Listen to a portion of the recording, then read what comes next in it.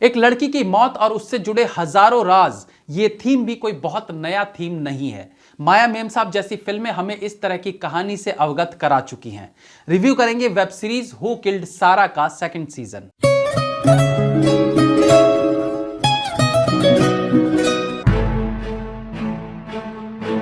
एक 18 साल की लड़की सारा, जिसका मर्डर हो जाता है और उसके मर्डर के झूठे इल्जाम में उसके भाई को सजा होती है। अब जेल से निकले भाई का केवल एक ही मकसद है, अपनी बहन के असली कातिलों को ढूंढ निकालना।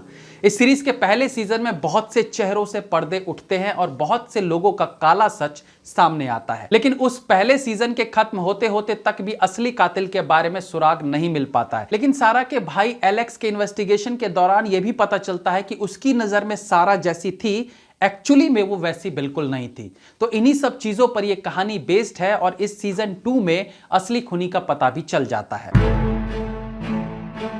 इस वेब सीरीज में स्पेशली कास्टिंग डायरेक्टर के बेहतरीन काम के बारे में बात करना चाहूंगा। यह कहानी 2 भागों में बटी दिखाई देती है। इन दोनों भागों के बीच 18 साल का डिफरेंस दिखाया जाता है। अब वेब सीरीज में जितने भी कैरेक्टर्स हैं उनको एज में 18 साल के डिफरेंस को दिखाने के लिए मेकअप का सहारा नहीं लिया गया, एक आध किरदार को छोड़कर, बल्कि इस डिफरेंस को दिखाने के लिए अलग अलग एक्टर्स का यूज किया गया। यानी पास्ट में दिखाए गए किरदारों के लिए यंग एज के एक्टर और फिर प्रेजेंट के लिए अलग एक्टर्स, और ये एक्सपेरिमेंट काम करता है। जितने भी किरदार हैं जिनके 18 साल पहले वाले रोल को दूसरे एक्टर्स ने निभाया है, उन सब का काम बेहतरीन है। वो एलेक्स का किरदार हो, रुडोल्फो का किरदार हो, चीमा का हो, क्लारा का हो या फिर एलरॉय का। बाकी के जिन कैरेक्टर्स को दोनों टाइम पीरियड में सेम रखा गया है, उनका मेकअप अच्छा कह सकते हैं, जैसे कि सीजर लोजकैनो या फिर सर्जियो। बेहतरीन स्क्रीन प्ले कहना गलत नहीं होगा। एक कहानी को कंफ्यूजिंग बनाकर दिखाना ही आज का स्क्रीन प्ले होता है, लेकिन अच्छा स्क्रीन प्ले वो होता है जो ऑडियंस के माइंड के साथ खेलता रहे। किसी सीन को इतना भी कंफ्यूजिंग मत बना दो कि ऑडियंस का इंटरेस्ट ही खत्म होता चला जाए।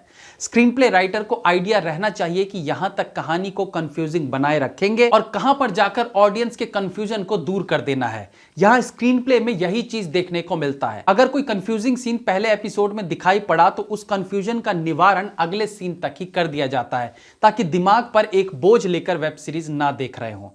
एक ही सीन्स को कई तरीकों से दिखाना भी एक बेहतरीन स्क्रीन प्ले की निशानी है, जो इस वेब सीरीज में देखने को मिलती है।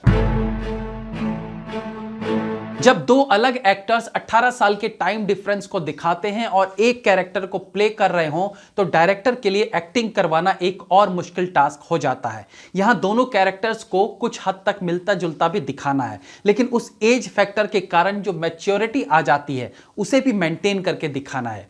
ऐसे में सभी एक्टर्स ने काफी हद तक अपने किरदारों को 18 साल बड़े वाले किरदार से मैच करने की कोशिश की है।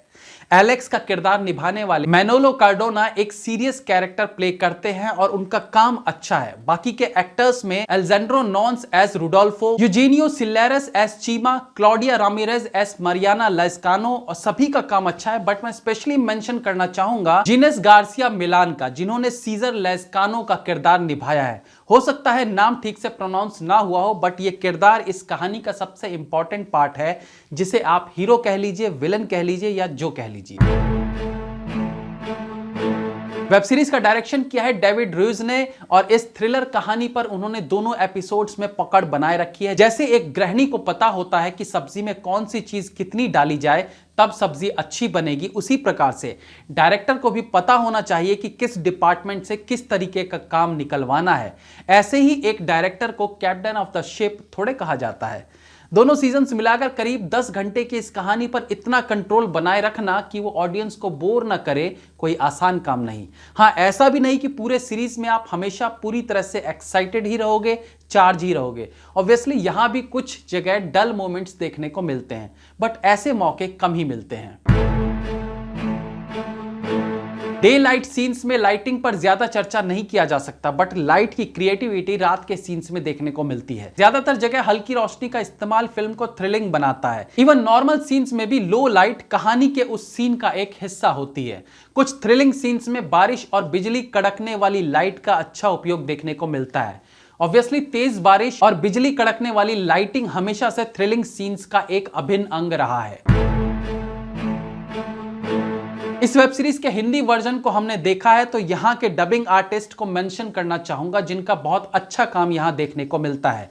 एक डबिंग आर्टिस्ट एक एक्टर की तरह होता है, जिसे पता होना चाहिए कि किस डायलॉग को किस भाव से बोला जाए।